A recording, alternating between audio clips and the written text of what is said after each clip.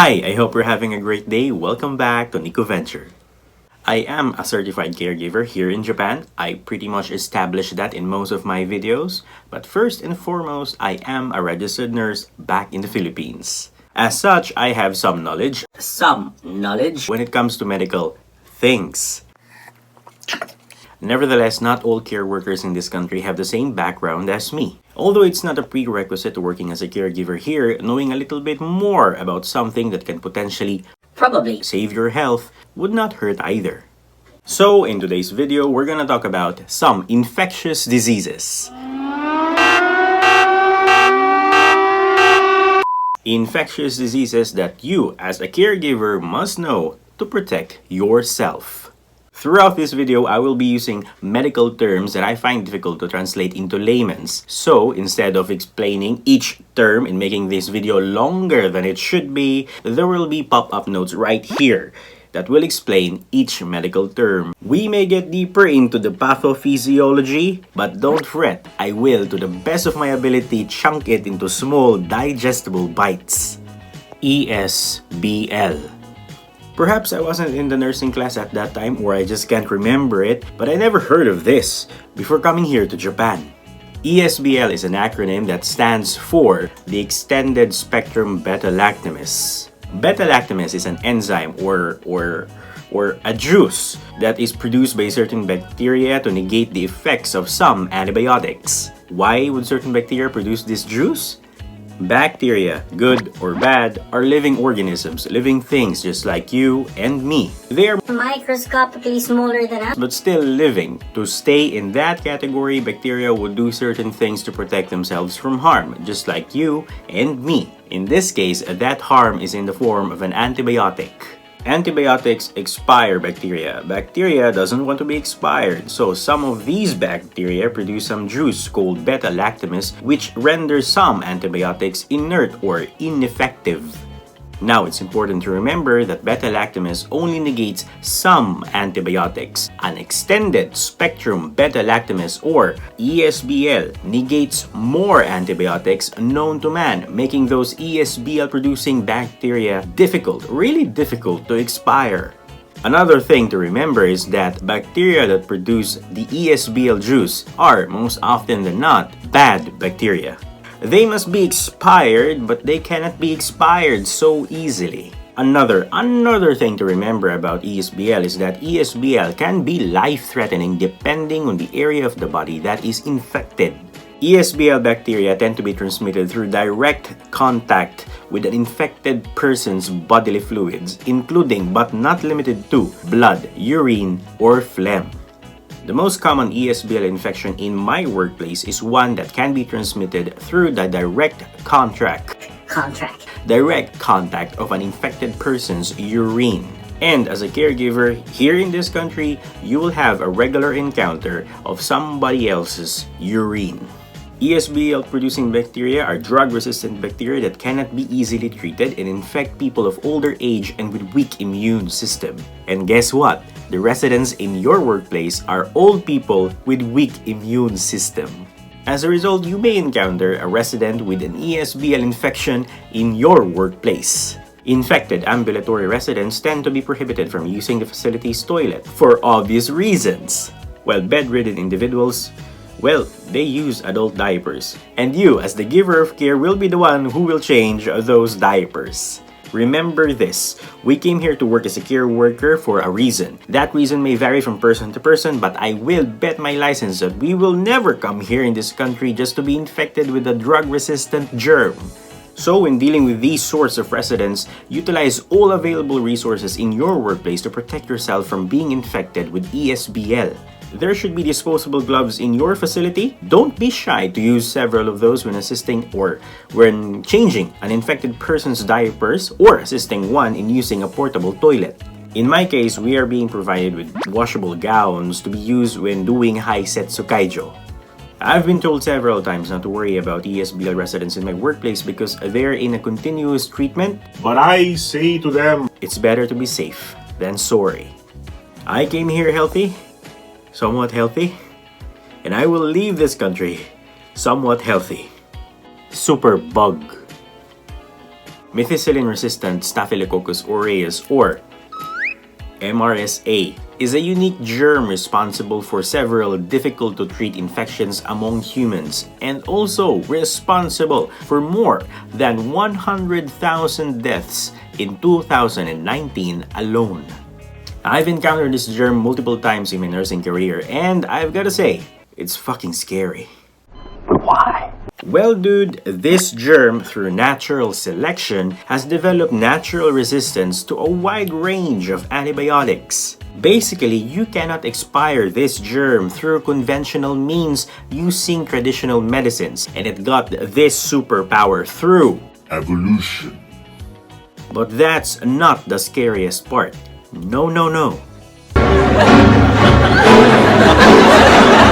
The fact is that MRSA is still evolving, which means antibiotics that are effective against this germ today may be rendered ineffective months or years later. And that's why, guys and gals, this germ, this MRSA, is called a superbug. This superbug is common among hospitals, prisons, and nursing homes. Oh my God! Treatment is urgent and delays can be fatal. It is frequently transmitted through direct skin-to-skin contact Gago! or contact with shared items or surfaces. And just like ESBL, old people with weak immune system are at higher risk of contracting this superbug. The difference between MRSA and ESBL is the type of drug they are resistant to. But together, MRSA and ESBL pose a serious threat in the management of bacterial infections in the 21st century. Oha? In my workplace, some of the residents contracted MRSA after long periods of hospitalization. They're in continuous and expensive treatment. Regardless, when dealing with these sorts of residents, it is of utmost importance to utilize all available PPEs in your area.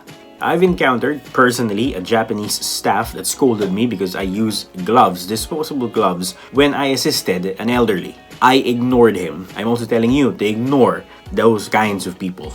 Using gloves may be seen by some Japanese as an action which expresses disgust towards an elderly. Ay, nag-gloves siya, hugaw juday ko. But as a medical professional, using gloves is absolutely important when touching someone else's skin. Because you may never know that your elderly may have open wounds and pustules that may carry dangerous bacteria. Using gloves may be seen negatively by some natives, but honestly, I don't really give a fuck.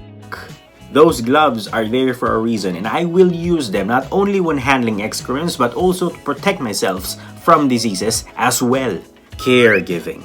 It gives an image of direct skin-to-skin contact to give physical care and address emotional needs of a person. I'm good with the emotional part, but the physical one, well, it's a case-to-case basis. Hepatitis. Perhaps the most common disease we'll discuss in this video, hepatitis is an inflammation of the liver. In Japanese, it's called kan-en or kanzou-en, which basically means the same thing, a swollen, often infected liver. I'm not going to discuss here in this video the importance and functions of a liver because that's the job of your grade school teacher. All you have to know at this point in your life is that the organs inside your body are all important, and any abnormalities on those or in those organs can be fatal. There are many causes of an inflamed liver, but hepatitis is often caused by a virus, and there are several of those kinds of viruses that specializes solely in infecting our liver. Today we're gonna talk about type A and type C hepatitis. Why? Because I've encountered numerous residents who have these kinds of hepatitis infections in my years of working as a care worker here in Japan. I've just been here in Japan for 4 short years, yes, yet I've encountered hepatitis A and C infected residents in a nursing home more than I can count. The hepatitis A virus lives in our stool and blood, and you can acquire this virus by ingesting, even in microscopic amounts, the infected blood and stool. Unknowingly, mochiron, who in their right mind would willingly eat the fecal material, right? Right? Hepatitis A doesn't have any long-lasting illness and it can be prevented through vaccination. On the other hand, hepatitis C spread through direct contact with an infected's blood.